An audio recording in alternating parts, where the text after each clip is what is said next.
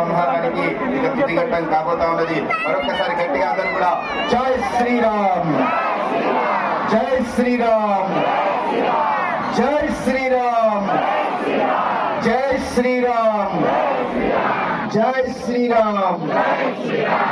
వెనుక వైపున ఉన్నటువంటి వాళ్ళు కూడా కాస్త జాగ్రత్త. బాణం పొరపాటున గురి తప్పితే అక్కడ ఉన్నటువంటి వారిపై ఎవరిపైనా కూడా పడేటువంటి ప్రమాదం ఉన్నది. కాస్త జాగ్రత్తగా వెనుకుండండి. ఎందుకంటే దూరం నుంచి బాణం వేస్తున్నారు. ఏమాత్రం కొస తప్పినా కూడా పడేటువంటి అవకాశం ఉంది. జై శ్రీరామ్. రాక్షస సంహారణం చెడును నశింపజేసేటువంటి మహోత్కృష్టమైనటువంటి ఘట్టం ఇప్పుడు ప్రారంభమైంది.